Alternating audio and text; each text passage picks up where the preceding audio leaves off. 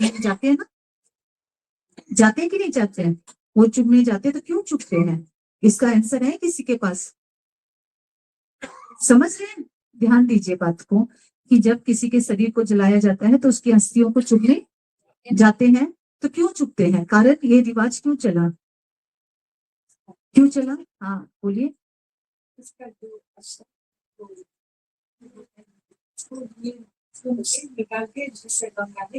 हाँ तो क्यों है इसका? यादगार क्या है? ज्ञान का महत्व क्या है इसके पीछे? बाबा से मिला देते नहीं, 5 तत्वों में मिलाते हैं, लेकिन क्यों? शरीर तो जला के मिला ही दिया, फिर उसकी अस्थियों को चुप के क्यों करते हैं? आप बोलो बबीता बहन। मुक्ति के लिए किया ना, लेकिन ज्ञान का रहस्य क्या है? हर चीज के पीछे ज्ञान है ना, है या नहीं? बोलिए आप लोग। लेकिन भक्ति में तो खाली कर दिया, पता नहीं है, लेकिन ज्ञान में तो बाबा उसका आंसर बता रहे हैं ना, भाई क्यों किया तुमने ये काम। हाँ बताओ बबीता बहन।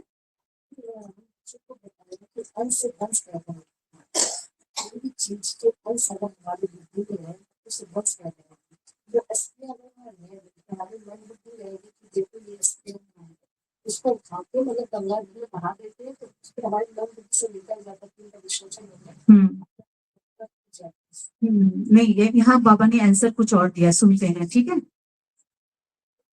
फूल चुगना बोलते हैं ना, देखिए अभी बाबा ने आंसर दिया। अस्थियां है स्थिति की स्मृति दिलाने वाली, अस्थियां हैं स्थिति की स्मृति दिलाने वाली। तो सुने, फिर आप क्वेश्चन करना नहीं समझ में आए तो। आज मैं आप सभी बच्चों से अव्यक्त रूप से मिलने आया हूँ। जो मेरे बच्चे अव्यक्त रूप में स्थित होंगे वही इसको समझ सकेंगे। आप सभी बच्चे अव्यक्त रूप में स्थित हो, किसको देख रहे हो? अव्यक्त रूप में या अव्यक्त रूप में? आप व्यक्त हो या अव्यक्त हो? बाबा पूछ रहे हैं बच्चों को कि आज आप किससे मिलने आए हो? अव्यक्त बाप से ना। तो आप व्यक्त में हो या अव्यक्त हो? आप अव्यक्त हैं। अगर व्यक्त में देखेंगे तो बाप को नहीं देख सकेंगे। सुनना ध्यान से एकदम।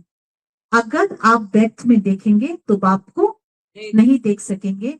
आज अव्यक्त वतन से मुलाकात करने आया हूँ। अव्यक्त वतन में आवाज नहीं, परंतु यहाँ आवाज में आया हूँ। आप सभी बच्चों के अंदर में कौन सा संकल्प चल रहा है? अभी यह अव्यक्त मुलाकात है।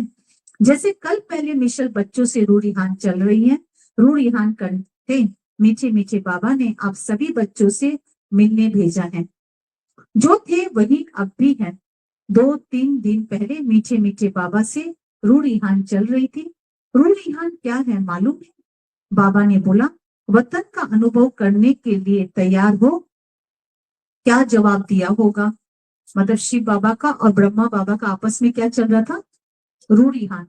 तो बाबा ने कहा बाबा को कि तुम वतन का अनुभव करना चाहते हो? तो क्या जवाब दिया होगा? यही कहा कि बाप की आज्ञा जैसे चलाएंगे, जहां बिठाएंगे, जिस रूप में बिठाएंगे। ब्रह्मा बाबा ने क्या जवाब दिया शिव बाबा को? जैसे जहां चलाएंगे, जहां बिठाएंगे, जिस रूप में बिठाएंगे। बच्चों के अंदर यही संकल्प होगा कि बाप दादा ने छुट्टी क्यों नहीं ली। बाबा को भी यह कहा।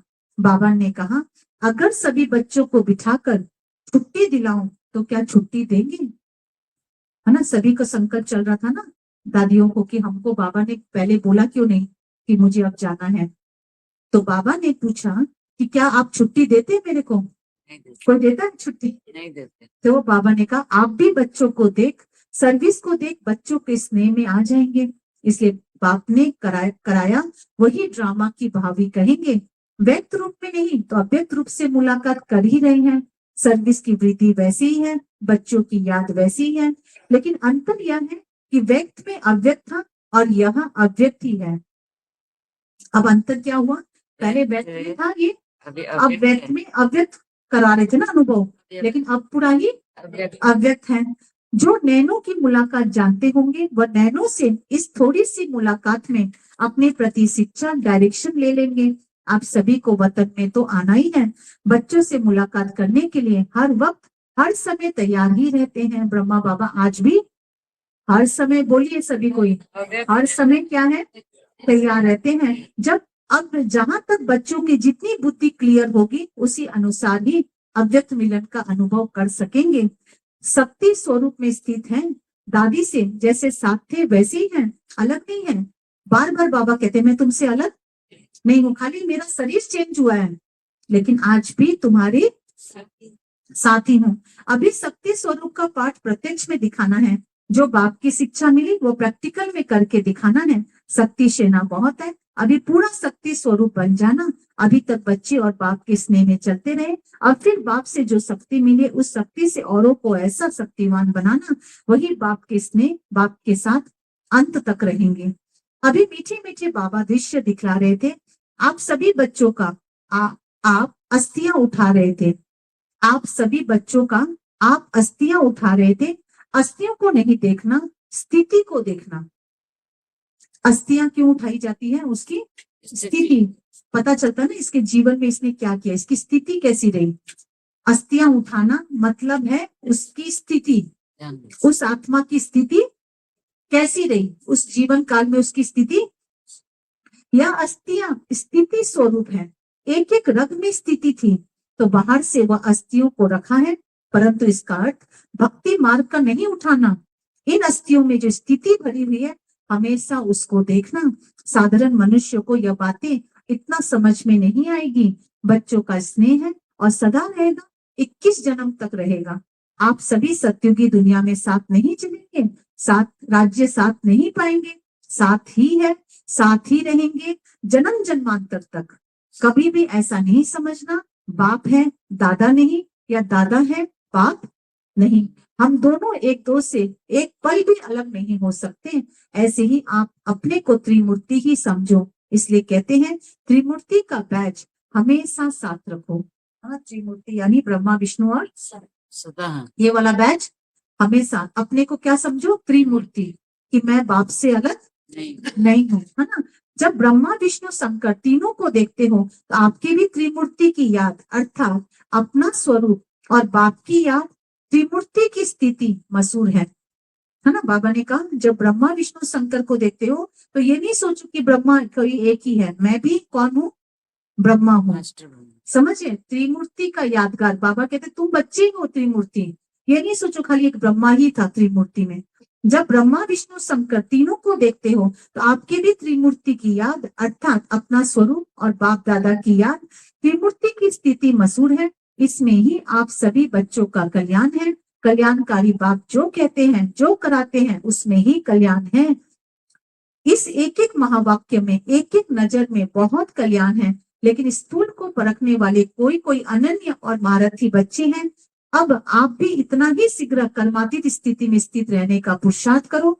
जैसे यहाँ हर समय बाप दादा के पास व्यतीत करते थे, वैसे ही हर कर्म हर समय अपने को साथी रखा करो। बच्चे यही शिक्षा याद रखना, कभी नहीं भूलना। संबंध, स्नेह, स्मृति स्वरूप, साथ साथ सरलता स्वरूप, समर्पण, एक दो के सहयोगी बन सफलता को पाते रहना। सफलता आप सभी बच्चों के मस्तक के बीच चमकती रहे। अब बहुत समय हुआ है और कुछ कहना है। सूक्ष्म वतन में बैठे भी हर बच्चे की दिनचर्या, हर बच्चे का चार्ट सामने रहता है, बाबा के सामने रहता है। व्यक्त रूप से अभी तो और भी स्पष्ट रूप से व्यक्त रूप की तुलना में देखते हैं, इसलिए सभी की रिजल्ट देखते रहते हैं। बाबा ब्रह्मा बाबा क्या करते हैं, सबकी रिजल्ट देखते रहते हैं। जितना अव्यक्त स्थिति में स्थित होंगे उतना उस अव्यक्त स्थिति से कर्म इंद्रियों द्वारा कर्म ऐसा होगा जैसे श्रीमत राय दे रही है, यह अनुभवी बच्चे पाएंगे। अब अपनी अव्यक्त स्थिति के आधार से ऐसा काम करना, ऐसे श्रीमत के आधार से हर काम होता रह रहा है। जिस चीज के साथ बाप का स्नेह है उसे उतना स्नेह रखना ही उसको सौभाग्यशाली बनाना है। रग रग में किसके साथ स्नेह था? 5 तत्वों से नहीं, स्नेह गुणों से होता है। स्नेह था नहीं है और स्नेह था नहीं, साथ स्नेह नहीं है और रहेगा। अब तक भविष्य नई दुनिया नहीं बनी है, तब तक यह अटूट स्नेह रहेगा। स्नेह आत्मा के साथ और कर्तव्य के साथ ही है, थोड़ा सा है। तो फिर शरीर क्या अंत तक साथी रहेंगे। जिसके बाप के साथ स्नेह है वो अंत तक स्थापना के कार्य में मददगार रहेंगे। इसलिए स्नेही होने की कोशिश करो। कैसा भी माया आवे, माया जीत बनना है। जैसे बैच लगाते हो वैसे मस्तक पर विजय का बैच लगाओ। सुबह सुबह क्या लगाओ? जैसे बैच लगाते हो सुबह सुबह